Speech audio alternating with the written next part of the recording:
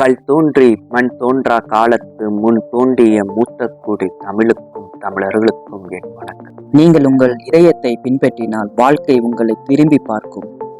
இந்த வார்த்தைக்கு சொந்தக்காரரான புரட்சி என்பது தானாக மரத்திலிருந்து விழும் ஆப்பிள் அல்ல, அதை நாம் தான் விழச் செய்ய வேண்டும் என்பார் சேகுவார். ஆப்பிள் என்ற டெக்னாலஜி புரட்சியை விழச் செய்தவர் ஸ்டீவ் ஜாப்ஸ்.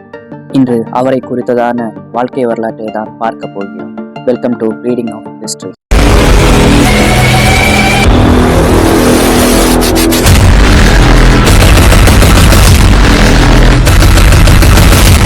ஜாப்ஸ் தனது ஐடியாக்களுக்காகவும் அர்ப்பணிப்புக்காகவும் அறியப்படுபவர். ஆப்பிள் நிறுவனத்தை தொடங்கிய போது அதன் மார்க்கெட்டிங்கில் தான் அதிக கவனம் செலுத்தினார். கணினி உருவாக்கத்தை பார்த்து கொண்டார் ஸ்டீவ் ஓஸ்னியாக். ஸ்டீவ் ஓஸ்னியாக் இணைந்து ரொனால்ட் வெயின் என்பவரின் துணையுடன் ஆப்பிள் நிறுவனத்தை தொடங்கினர். எப்போதும் புதுமையான விஷயங்களின் மேல் நம்பிக்கை வைப்பவர் ஜாப்ஸ். ஒரு கண்டுபிடிப்பு உலகை மாற்றிவிடும் என நம்பிக்கை கொண்டிருந்தார். அவரது சாகச மனப்பான்மை அவருக்கு பிரச்சனைகளையும் கொடுத்தது. இன்று அமோகமாக விற்பனையாகி வரும் மேக் கணினியின் முதல் வெர்ஷன் த மேக்னிட்டோ கம்ப்யூட்டர் 1984 வெளியானது. இதுதான் மவுஸை கம்ப்யூட்டரின் இன்றியமையாத பாகமாக அமைத்தது. ஆனால் விற்பனையில் கோட்டை விட்டது. மேக்கின் தோல்வி ஆப்பிளின் இயக்குநர்களை ஸ்டீவ் ஜாப்ஸுக்கு எதிராக திருப்பியது. மேலும் ஜாப்ஸின் இயல்பு மற்ற தொழில் முனைவோர்களிடம் இருந்து வித்தியாசமாக இருந்ததாலும் அவரது சாகச மனப்பான்மையாலும் இயக்குநர்கள் அவரை நிறுவனத்திலிருந்து வெளியேற்ற முடிவு செய்தனர். ஸ்டீவ் ஜாப்ஸ் நெக்ஸ்ட் என்ற மற்றொரு கணினி நிறுவனத்தை தொடங்கினார். ஜாப்ஸ் தனது நிறுவன தயாரிப்புகளை வெறும் கேட்ஜெட்டாக இல்லாமல் கலைப்படைப்பாக பார்த்தார். அதே நேரத்தில் அவர் ஒரு பெர்ஃபெக்ஷனிஸ்டும் கூட. தான் களமிறங்கும் இடம் தன் கட்டுப்பாட்டுக்குள் இருக்க வேண்டும் என்று நினைத்தார். அப்படியே ஆப்பிளுக்கு 1997 சிஇஓவாக ரீஎன்ட்ரி கொடுத்தார்.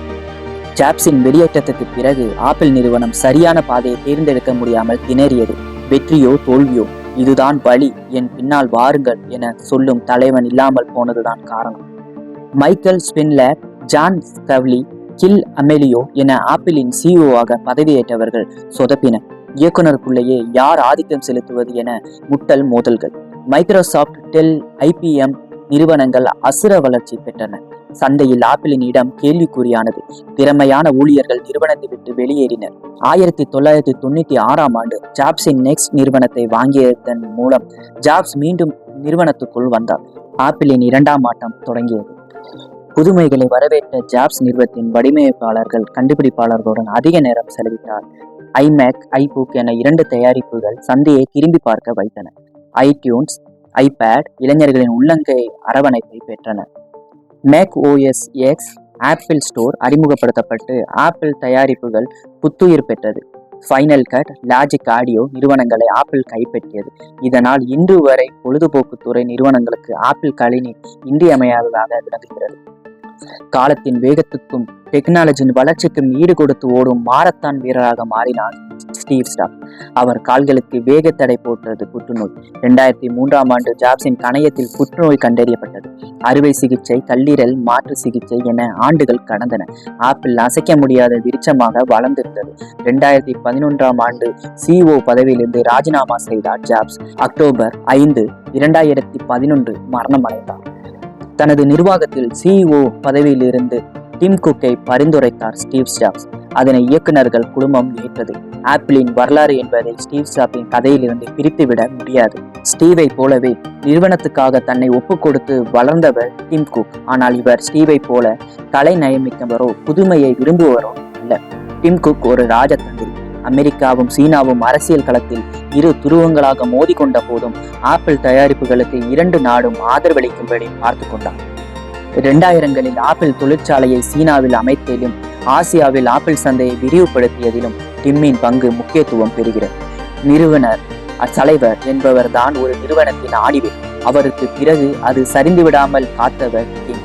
அதற்காக மிகுந்த கண்டிப்புடன் நிர்வாக பணிகளை மேற்கொண்டார். புதுமைகளை உருவாக்குவதை விட ஜாப்ஸின் சாயலுடன் வெளிவந்த தயாரிப்புகளை மேலும் மேலும் சீர் செய்து மார்க்கெட்டின் உச்சத்தில் வைத்திருப்பதிலேயே கவனம் செலுத்தினர். ஆப்பிள் தயாரிப்புகள் மினிமலாக, சிம்பிளாக இருப்பதில் உறுதியாக இருந்தார். தங்களால் மிக சிறப்பாக வழங்க முடியாத தயாரிப்புகளை வெளியிடாமல் இருப்பது ஆப்பிளின் பாலிசி. அப்படி இருந்தும் குறைந்தபட்சம் தங்கள் போட்டியாளர்களை விட 2 ஆண்டுகள் முன்னதாக கண்டுபிடிப்புகளை மேற்கொள்ளும் நிறுவனமாக திகழ்கிறது ஆப்பிள். ஸ்டீவ் ஜாப்ஸ் மறைந்த ஆண்டு ஆப்பிளின் சந்தை மதிப்பு 348 பில்லியன் டாலராக இருந்தது. இன்றைய சந்தை மதிப்பு 3.36 ட்ரில்லியன் டாலர்கள். இந்த உச்சத்தை எட்ட செய்தவர் டிம் குக். 2014ஆம் ஆண்டு தான் ஒரு ஓரின சேர்க்கையாளர் என்பதை பெருமையுடன் அறிவித்தார் டிம். அதற்காக எந்த மோசமான எதிர்வினையும் விடாதபடி பார்த்து கொண்டார். LGBTQ சமூகத்தின் அளப்பரிய ஆதரவை பெற்றார். ஆப்பிள் நிறுவனம் தன்னை எப்போதும் ஒரு பிரீமியர் பிராண்டாக நிலைநிறுத்திக் கொள்வதும், எத்தகைய சரிவிலும் பிடிவாதமாக தன்னிலை மாறாமல் இருப்பதுமே அதன் வளர்ச்சிக்கு அச்சாணி. இன்றைய உலகில் அந்த நிறுவனத்தின் தயாரிப்பு ஒவ்வொன்றும் தொழில்நுட்ப புரட்சிக்கான விதைகள். இந்த விதையை விதைத்தவர் ஸ்டீவ் ஜாப்ஸ் என்பதில் எந்த ஒரு கருத்து வேறுபாடும் கிடையாது. அவர் இந்த உலகத்தை விட்டு பிரிந்தாலும் ஒவ்வொருவர் கையிலும் ஆப்பிள் ஐபோனாக திகழ்ந்து கொண்டுதான் இருக்கிறார். பல தோல்விகளை சந்தித்தும் மனம் தளராமல் அதில் வெற்றியும் கண்டவர் ஸ்டீவ் ஜாப்ஸ். இதை போன்று வரலாற்று மிக்க சுவடுகளை பற்றி தெரிந்து கொள்ள ரீடிங் ஆஃப் ஹிஸ்டரி சேனலை சப்ஸ்கிரைப் செய்து பெல் ஐக்கானை கிளிக் செய்து வைத்துக் கொள்ளவும். நன்றி, வணக்கம்.